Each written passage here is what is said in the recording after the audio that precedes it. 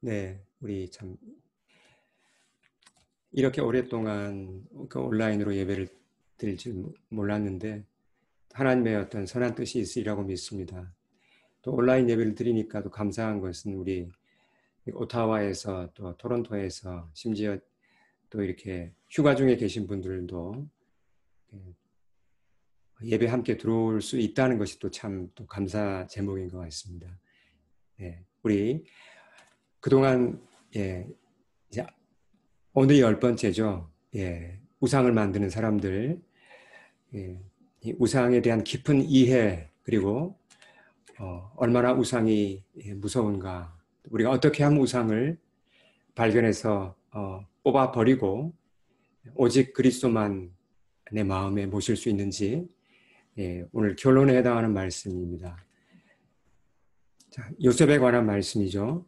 창세기 37장 한번 보시면 그 요셉이 17살에 일어난 그 일련의 사건들을 기록하고 있습니다. 자, 어떤 사건인지 한번 보겠습니다. 야곱의 가족들이 가나안에 이제 정착을 하였습니다. 그리고 계속 이제 원래 업이 무엇입니까? 목축업이죠. 목축업을 이제 계속 하는데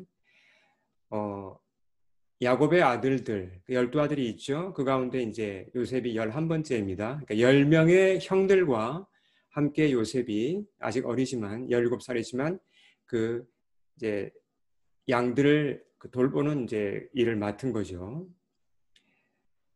이 10명의 형들은 모두 우리가 알듯이 친형은 아니고 이복형입니다. 그런데 2절 말씀을 참조하면 요셉이 형들의 잘못한 것을 아버지에게 말했다고 그랬습니다. 자, 이건 이제 자, 무슨 말인가 이게 한번 더 좀 자세히 보죠. 17살이면 그렇게 어린 나이는 아니죠. 근데 그 형들의 잘못을 아버지한테 얘기해 버리면 형들과 관계가 이게 문제가 생기지 않습니까? 그런 것을 당연히 알 텐데 근데 요셉은 지금 보면 이게 한 번 하고 끝난 게 아니라 계속 이렇게 했다는 그 표현이거든요. 그러니까 형들의 잘못을 일러 바치는 것을 계속한 것입니다. 더욱이 요셉이 아버지 야곱의 사랑을 독차지하고 있었죠. 그런 상황에서 이런 식으로 행동을 하면 형들이 요셉을 그렇지 않아도 싫어하는데 더 싫어하고 미워하는 게 뻔한 일이죠. 자, 요셉이 너무 순진해서 그냥 그렇게 뭐 아빠 형들이 뭐 이렇게 잘못해 이렇게 너무 순진해가지고 형들의 잘못을 얘기한 걸까요? 아니면 다 알면서도 그냥 나는 내 마음대로 한다. 형들 저 틀린 거야. 이렇게 그렇게 그냥 자기 소신대로 한 걸까요? 잘 모르겠습니다. 어느 쪽인지. 그러나 분명한 것은 그의 이 일종의 고자질하는 행동이 17살 나이에 맞지 않는 그런 행동이라는 것은 분명합니다. 자, 그 무렵에 또 요셉이 꿈을 꿨죠. 우리가 요셉은 이제 꿈으로 유명한 사람이라는 걸 잘 알지 않습니까? 그리고 그 꿈을 형들에게 또 얘기했습니다. 자, 그 부분을 우리말 성경으로 제가 한번 읽어보겠습니다. 37장 6절과 7절을 이제 보면 요셉이 이렇게 꿈을 꾸고 얘기했죠. 제가 꾼 꿈 이야기를 들어보세요. 우리가 밭 가운데서 곡식단을 묶고 있었어요. 그런데 제가 묶은 단이 일어나 똑바로 섰어요. 그러자 형님들의 단이 제 단을 둘러서서 절을 하는 것이었어요. 이거 뭐 꿈의 이 꿈이지만 그림이 분명하죠. 요셉의 단을 향하여 10명의 형들의 단이 절을 한 거니까 뭐 요셉이 높아진다는 뜻이 아니겠습니까? 형들이 몹시 불쾌해하면서 이렇게 답을 합니다. 역시 우리말 성경 제가 읽어보겠습니다. 내가 정말 우리의 왕이 되며 내가 정말 우리를 다스리겠다는 것이냐? 아주 불쾌해했죠. 그렇지 않아도 미웠는데 꿈 이야기를 들으니까 형들이 이제 요셉을 뭐 거의 증오하다시피 합니다. 근데 이 미움이라는 게 여러분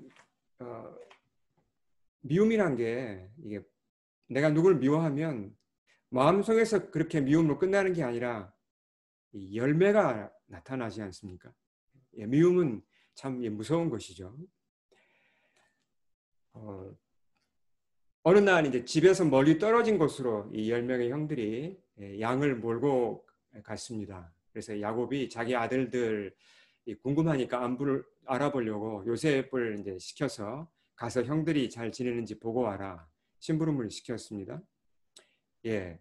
근데 요셉이 형들을 찾아 이제 온 거죠. 이제 집에서 멀리 떨어진 곳이고 형들이 요셉이 오는 것을 보면서 아 이거 기회다. 이 기회를 놓치지 말고 죄를 없애자.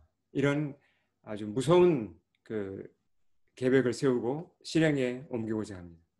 처음에는 어떻게 하고자 했습니까? 형들이 살해하고자 했다가 이제 좀 우여곡절을 겪은 다음에 살해는 그래도 못하겠다. 그렇게 해서 그냥 노예로 팔아버렸죠. 근데 아무리 동생이 미워도 아무리 이복 동생이고 그렇게 뭐 고자질을 하고 그래도 이 피를 나눈 형제인데 어떻게 그 동생을 그 10대 아직 아이를 노예로 팔아버립니까? 너무나 가혹하고 무자비한 그런 행동이 아닐 수 없습니다. 자, 요셉의 입장을 한번 생각해 보겠습니다. 예. 넉넉한 집안이었죠. 예. 그리고 별 어려움도 없이 자랐습니다. 물론 이제 어머니가 일찍 돌아간 그런 어려움은 있었지만, 그러나 그래도 아버지의 사랑을 받고 지금 정말 그렇게 편하게 잘 자라다가 이제 졸지에 노예가 되어서 끌려갑니다. 뭐 이제 미래는 완전히 다 망가진 거죠. 평생 이제 뭐 노예로 살아야 되고 뭐 교육을 받을 수 있습니까? 아니면 뭐 무슨 자유가 있습니까? 다 뺏긴 거죠. 예. 참 끔찍한 운명에 처했습니다. 요셉이 어디로 끌려갔습니까? 이집트로 끌려가서 누가 요셉을 샀죠?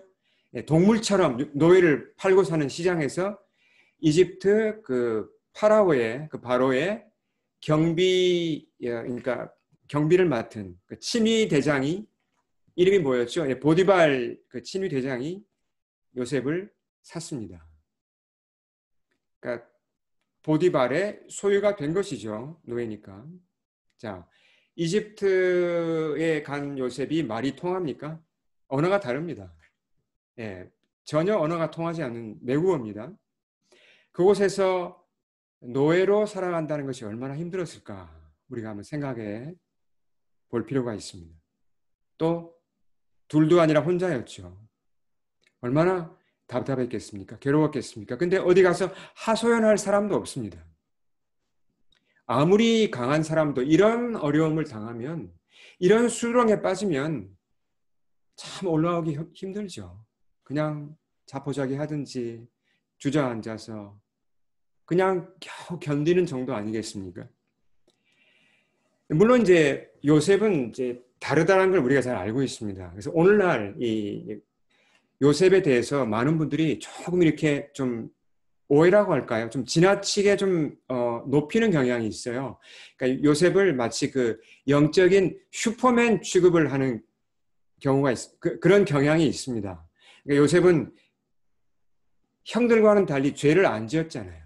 그렇죠? 뭐 성경에 보면 요셉이 죄를 지은 장면이 거의 잘 안 나옵니다.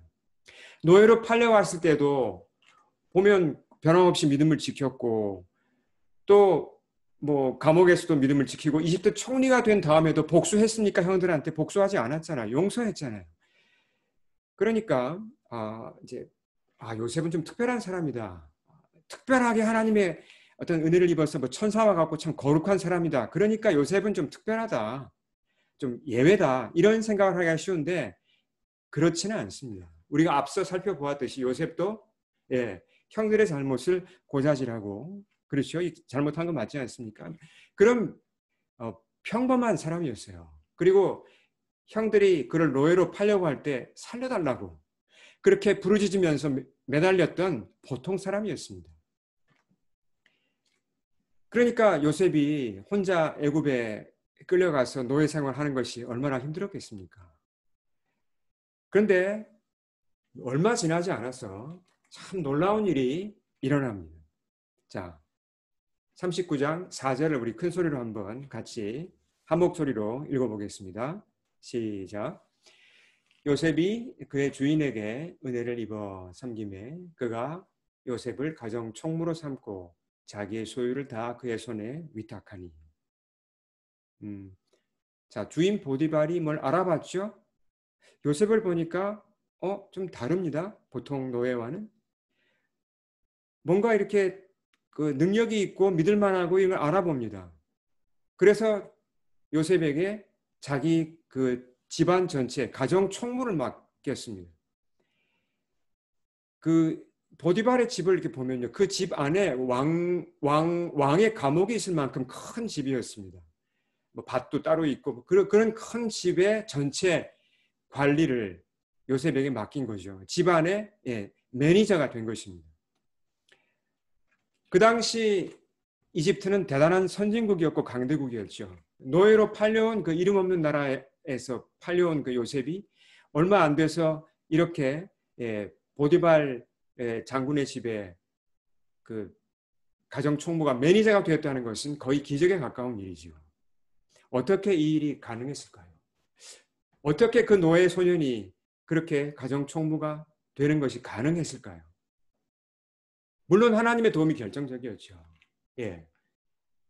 하지만 요셉은 그냥 영적으로 그냥 늘어져 있고 그냥 아무것도 안 하고 그냥 그렇게 포기하고 있는데 하나님께서 모든 걸 다 해주신 것이 아닙니다. 예. 기적은, 이 놀라운 일은 요셉의 내면에서 시작된 것입니다. 보다 정확하게 말하면 하나님이 요셉의 내면에서 이 기적을 시작했다는 것이죠. 자, 그러니까 그의 영혼에 굉장히 중요한 변화가 일어났다는 것입니다. 어떤 변화가 일어난 것일까요? 2절 말씀, 39장 2절을 우리 핵심 말씀입니다. 오늘의 가장 중요한 말씀 우리 같이 한번 읽겠습니다. 여호와께서 요셉과 함께 하심으로 그가 형통한 자가 되어 그의 주인 애굽 사람의 집에 있으니. 자, 창세기 39장 요셉에 관한 말씀을 다 읽어보시면 특히 39장에서 여호와께서 요셉과 함께 하셨다는 것을 강조합니다. 이 말씀이 모두 4번 기록이 되어 있는데요. 2번은 요셉이 그 보디발 집에서 노예로 일할 때 이 여호와께서 함께 했다는 말씀이 2번 나오고 또 다른 2번은 그가 감옥에 갇힐 때 이 말씀이 나옵니다. 자, 심지어 보디발의 눈에 다음 3절을 볼까요? 보디발의 눈에, 보디발이 여호와를 압니까? 모르죠. 근데 이 이방인 장군의 눈에도 저 노예 청년이 혼자가 아니다. 뭔가 그의 신과 함께 있다는 것이 보인 것입니다. 그래서 그의 주인이 뭐라고 그랬습니까? 뭘 봤다 그랬습니까? 예. 여호와께서 그와 함께 하시는 것을 보았다고 성경이 기록합니다. 참 놀랍죠. 그러니까 분명한 것은 여호와께서 요셉과 동행했다는 것이 함께 했다는 것이죠. 자, 근데 여기서 우리가 요셉이 어려움을 당할 때 하나님이 그와 함께 했다는 말씀 우리가 많이 들었습니다. 설교도 듣고 잘 알고 있습니다. 도대체 근데 이게 무슨 말인가? 여호와께서 요셉과 함께 하시니 4번 반복된다 그랬죠? 도대체 이게 무슨 말씀이에요? 구체적으로 무슨 말씀일까? 우리가 한번 생각해 보겠습니다. 실제적으로 이 말씀은 어떤 뜻인가 하면 동행을 의미합니다. 그러니까 여호와 하나님과 요셉이 동거하고 동행했다는 표현입니다. 그러니까 이때부터 요셉이 하나님과 동행하기 시작했다는 것이죠. 예, 정확한 때는 모르지만 아마 애굽으로 끌려갔을 때였던 것 같습니다. 자, 동행이란 것이 어떻게 시작됩니까? 하나님이 원하신다고, 하나님이 나와 동행하는 걸 원하신다고 동행이 금방 시작될 수 있습니까? 아니죠. 동행은 양쪽이 다 원해야 예, 그래야 시작될 수 있는 것이죠. 함께 가는 것이니까요. 그러니까 주님이 동행하기를 원하셔도 내 편에서 해야 할 일이 있습니까? 그렇죠. 내 편에서 뭘 해야 합니까?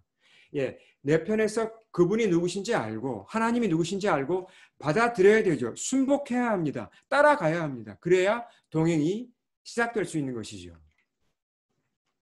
내 편에서 만약 이런 결심이나 이런 어떤 그 분명한 다짐과 복종이 없다면 동행이 일어날 수 있습니까? 동행이 이루어질 수 없습니다. 예. 하나님은 나와 동행하기 원하시는데 내가 순종하기 싫어하고 별 관심 없어하고 주저하고 이렇게 꺼리면 동행이 아니라 기다림이 시작됩니다. 기다림. 누가 누구를 기다리죠? 하나님께서 나를 기다리시는 것입니다. 내 마음이 움직여서 그분께 마음을 열고 그분을 따라가기까지 그분이 기다리시는 것이죠. 자, 성경에 보면요. 오랫동안 이렇게 주님을 기다리게 한 인물이 있습니다. 우리가 지난 시간에 살펴보았던 바로 야곱이죠. 요셉의 아버지 야곱입니다.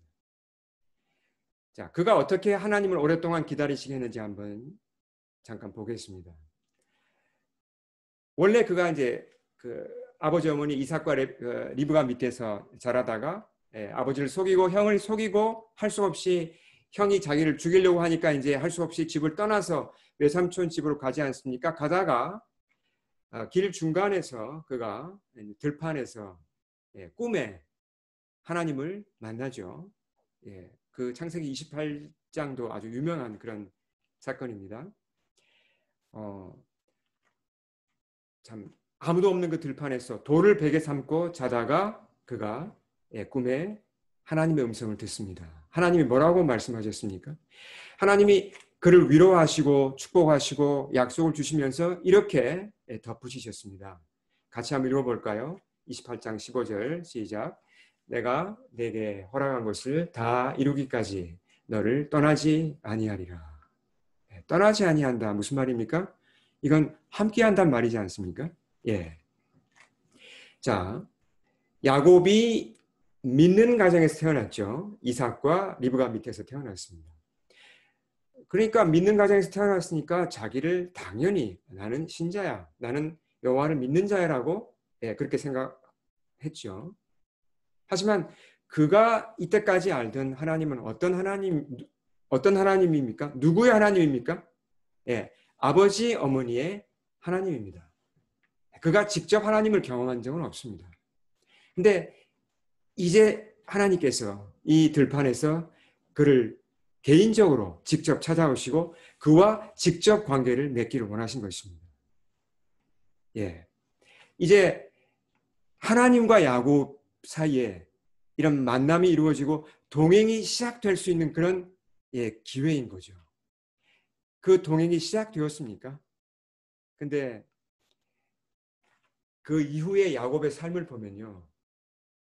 아쉽게도 그렇지 못했어요. 이 사건 이후에 약 20년을 야곱이 어떻게 살았습니까? 처음엔 누구를 우상으로 섬겼죠? 라헬에게 반해서 라헬에게 거의 반 미치광이처럼 그냥 집착해서 살았습니다. 7년 그렇게 라헬을 위해 일했죠. 그 다음에는 무엇을 우상으로 삼았습니까? 가축을 통해서 재물을 모으려고 그렇게 거기다가 자기의 모든 걸 다 쏟아부었죠. 하나님은 야곱과 함께 하기를 원하셨습니다. 근데 야곱은 그럴 필요를 못 느꼈어요. 야곱이 지금 제일 필요하다고 느낀 것은 무엇이었습니까? 라헬이었죠. 라헬만 있으면 돼. 그리고 이 가축들, 이 재산만 있으면 돼. 그러면 행복하지. 하나님은 필요할 때만 그냥 찾으면 되고. 이 정도로 생각한 것입니다. 자, 하나님은 원하셨지만 야곱은 하나님께 무관심했죠. 오랫동안 하나님 편에서는 기다림이 계속된 것입니다. 얘가 언제 돌아오나? 얘가 언제 마음을 여나? 기다린 거죠. 긴 세월이 흘렀습니다. 야복강가에서 야곱에게 큰 위기가 찾아왔죠. 예. 그 이제 자기가 죽고 모든 게 다 잃어버릴 수 있는 그런 이제 위기가 찾아왔을 때 그때 비로소 야곱은 깨달아요. 아, 이거 내가 잘못 살아왔구나. 지금까지 내가 이거 잘못 살아왔구나. 이거 아니구나. 내가 가짜 신을 내가 따라왔구나.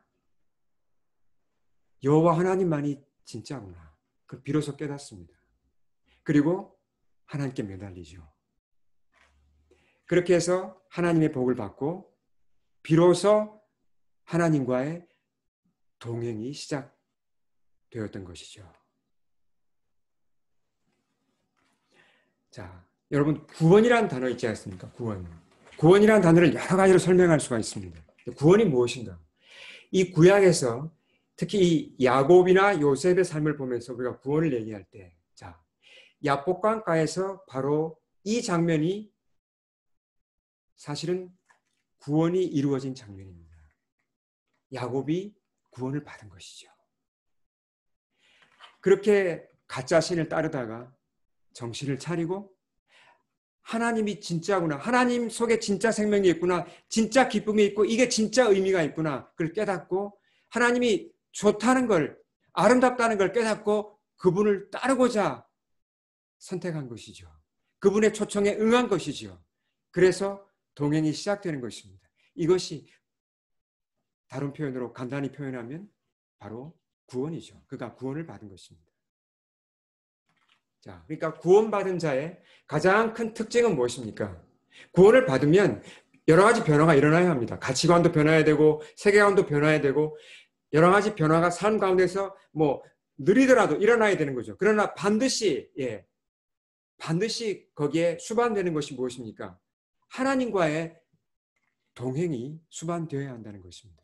하나님과 함께하는 것이 즐겁다는 걸 모른다면 내가 구원 받았는지 안 받았는지 우린 다시 한번 점검해 볼 필요가 있는 것입니다. 자, 계속 요셉으로 돌아가서 말씀을 보겠습니다. 자, 아버지인 야곱은 중년이 돼서야 늦게 하나님을 알고 인격적으로 만나고 동행이 시작되었죠. 반면에 요셉은 10대 젊은 나이에 아직 어린 나이에 주님을 만나고 동행을 시작합니다. 복이죠. 다시 한번 2절을 우리 같이 보겠습니다. 2절 같이 한번 읽겠습니다. 여호와께서 요셉과 함께 하심으로 그가 형통한 자가 되어 그의 주인 애굽 사람의 집에 있으니. 자, 요셉이 하나님이 요셉과 함께 계신다는 것은 성경에 모두 4번 나온다 그랬죠. 여러분 기억하시죠? 자, 근데 하나님이 요셉과 함께 하신다는 말, 이건 결국 우리가 좀 전에 보았듯이 무엇입니까? 결국 요셉이 주님을 받아들였고 주님이 최고라는 걸 알게 되고 그분을 받아들여서 동행이 시작되었다. 다시 말하면 구원이 시작되었다는 뜻이죠. 자, 근데 그 다음에 이어서 나오는 말이 뭐죠? 형통이란 말이 이어서 나옵니다. 형통. 그렇죠? 형통이란 말을 이제 영어 표현에 보니까 그 형통한 자가 되었다는 말이 a successful man, 성공한 사람이 되었다라고 이렇게 표현이 되어 있습니다. 자, 이 말씀 우리가 잘 이해해야 합니다. 하나님이 함께 하시니까 모든 게 잘 풀려가지고 요셉이 원하는 대로 다 잘 됐다 그런 얘기입니까? 그런 얘기가 아닙니다. 본문을 다시 한번 볼까요? 요셉이 물론 잘 풀리긴 했습니다. 가정 총무가 되었죠. 인정을 받았습니다. 그렇지만 여전히 누구 밑에 있습니까? 보디발 밑에 있습니다. 보디발의 노예입니다. 그의 소유죠. 사람들이 노예를 보고 와, 저 사람 성공했다 이렇게 얘기합니까? 그렇게 말 못하죠. 노예인데요. 나중에 이제 요셉이 감옥에 들어가죠.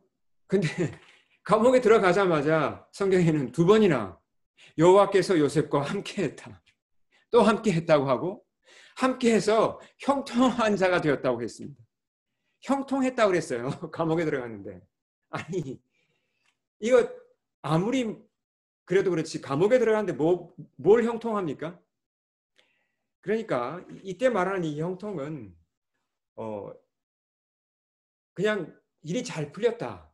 내가 원하는 그대로 잘 됐다 이런 얘기가 아니죠. 이 형통의 핵심이 무엇입니까?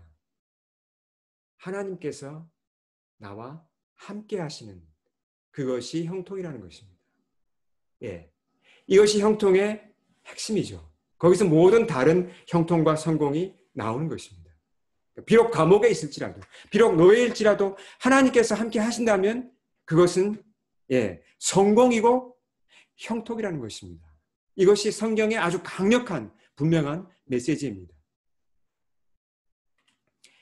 자, 그 다음 사건을 한번 보겠습니다. 자, 요셉이 아주 잘생긴 청년이었다고 성경이 기록합니다. 예. 근데 마담 보디발의 아내가 좀 문제가 많았어요.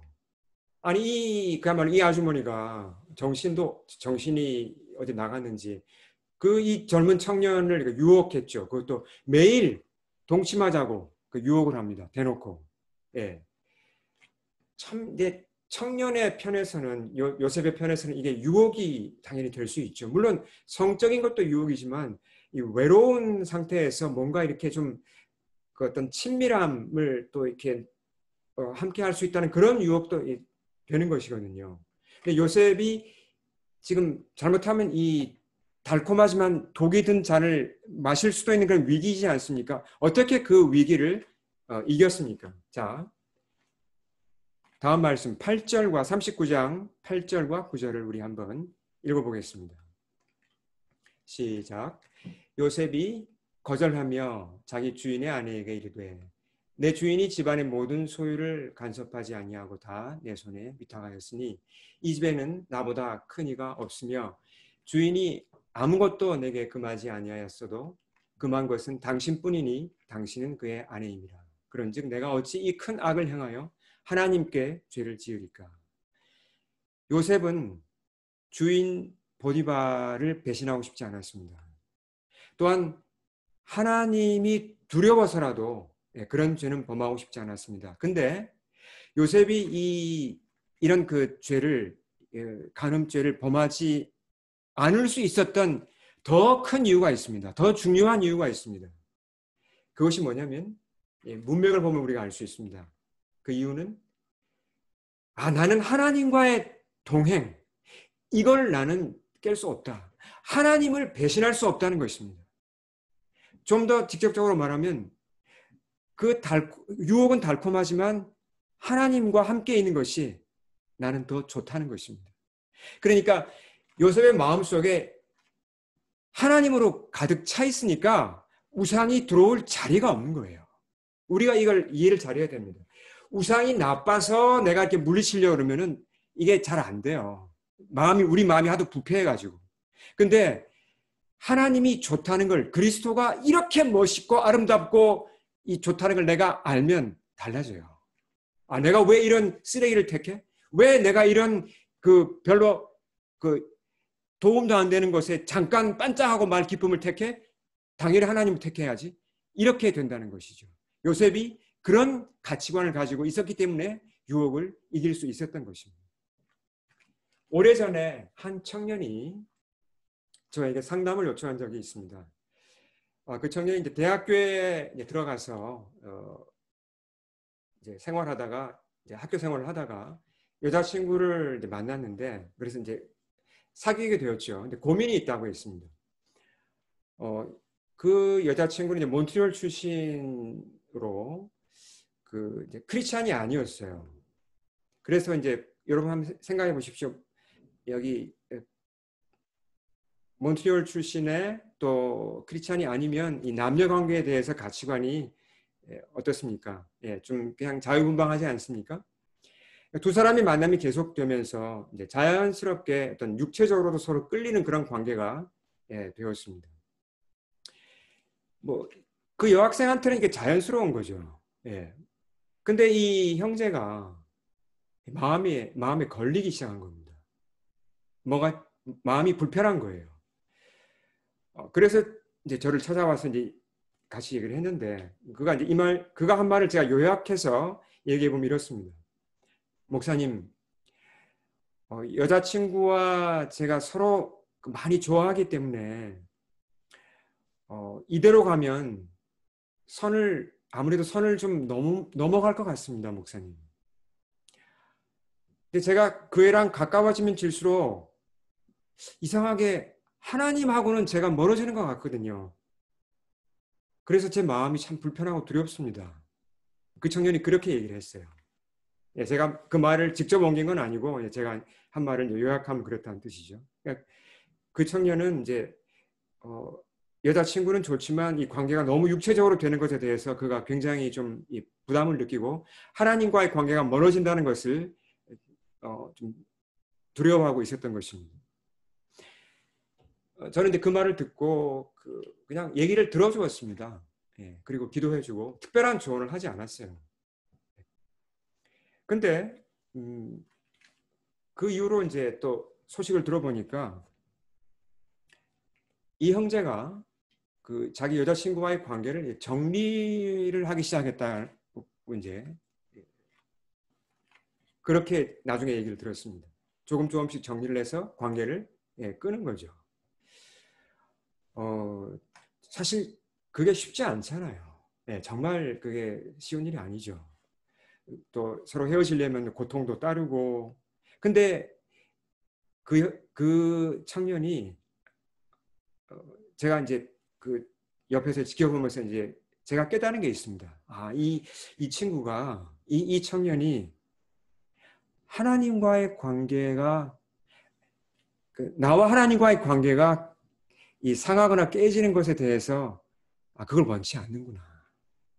그게 하나님과의 관계가 상하고 깨진다면 그 데이트를 계속하는 것 이거 재고해보고 뭔가 멈추든지 하고자 하는 그런 어떤 가치관을 가지고 있다는 걸 제가 보았습니다. 그를 위해 기도하던 중에 제가 깨달았어요. 주님이 깨닫게 하신 것 같아요. 이 청년 속에 청년의 영혼에 성령님이 함께 하시는구나. 그 청년의 이 내면에 주님이 계시니까 그가 주님을 사랑하니까 다른 우상이 이렇게 들어오려고 해도 이 빈자리가 없는 거예요. 잠깐 들어오려고 했다가 그냥 밀려난 거죠. 물론 여자친구 사귀는 것 자체가 문제는 아니죠. 그러나 이제 남자친구가 우상이 되면 안 되지 않습니까? 그렇죠? 그러니까 그 청년 같은 경우 제가 분명히 보았습니다. 그러니까 우상을 섬기지 마라. 이렇게 도울 게 아니라 주님을 사랑하라. 주님을 더 알아라. 주님을 더 이렇게 네가 더 알고 더 친밀해져라. 이렇게 도와주면 나쁜 것들은 다 왔다가도 떠나는구나. 그걸 제가 그 형제를 통해서 경험했습니다. 결론입니다. 우리 10번의 설교를 통한 이제 결론을 간단하게 정리하고 마치겠습니다. 자, 내 힘만으로 우상 숭배를 피할 수 있습니까? 못합니다. 우리는 할 수 없습니다. 많은 경우에 나는 내가 지금 따라가고 있는 것이 우상인지도 몰라요. 모릅니다. 왜냐하면 우상의 대부분의 우상이 좋은 것이거든요. 자식이거나 뭐 무슨 직장이거나 좋은 것이기 때문에 속습니다. 설사 내가 이게 우상이구나 그걸 깨달아도 나는 그 우상을 잘 못 버려요. 왜요? 아까우니까. 그게 끌리니까요. 못 버립니다. 유혹은 지독하게 강해요. 근데 나는 어처구니 없을 만큼 사실 약한 존재입니다. 어떤 경우에 내가 우상 하나가 이게 내 우상이구나. 이걸 내가 기도하고 뭐 예배드리고 해서 뽑아내어 버린다 해도요. 얼마 안 지나서 다른 우상이 그 자리에서 스물스물 자리 잡고 커갑니다. 그게 우리 타락한 인간의 모습이에요. 자, 그럼 우리가 어떻게 우상 숭배에서 벗어날 수 있습니까? 요셉의 예를 통해서 우리가 한 가지 중요한 답을 찾습니다. 다시 한번 39장 2절을 읽겠습니다. 우리 크게 한번 말씀을 같이 읽겠습니다. 39장 2절. 네, 다음 페이지 넘겨 주시면 좋겠습니다. 여호와께서 요셉과 함께 하심으로 그가 형통한 자가 되어 그의 주인 애굽 사람의 집에 있으니. 자, 어떻게 해야 우상을 이길 수 있죠? 주님을 알고, 주님을 알아야 합니다. 그분과의 교제가, 주님과의 교제가 이렇게 좋은 거구나, 이걸 조금이라도 알아야 합니다. 또 그분과 동행하는 삶을 조금이라도 경험해 봐야 돼요. 이런 거구나, 이런 기쁨이 있네, 세상에서 없었던 이런 즐거움이 있네, 주님이 주시는 용서를 겪어봐야 돼요. 이 하나님의 용서가 이런 거구나, 이 조금이라도 맛을 보면요 달라집니다. 내가 지금까지 정말 차원 낮은 것에 붙잡혀서 그걸 쫓아갔구나, 아니구나, 그게 아니라 내가 그리스도를 따라야지, 이 귀한 분을, 이 귀한 보물을 내가 따라야지, 이것으로 나를 채워야지, 내가 왜 시간 낭비했지? 이렇게 달라진다는 것입니다. 우리가 그리스도로, 주님으로 우리를 채워나갈 때, 매일매일 매주 예배를 드리면서 매일 큐티하면서 이렇게 주님과 사귀어 나갈 때 우상은 저절로 이길 수 있는 것입니다. 우리 함께 기도하시겠습니다. 주님 앞에 머리 숙이겠습니다. 이 시간 선포된 말씀 앞에 우리 함께 반응하겠습니다.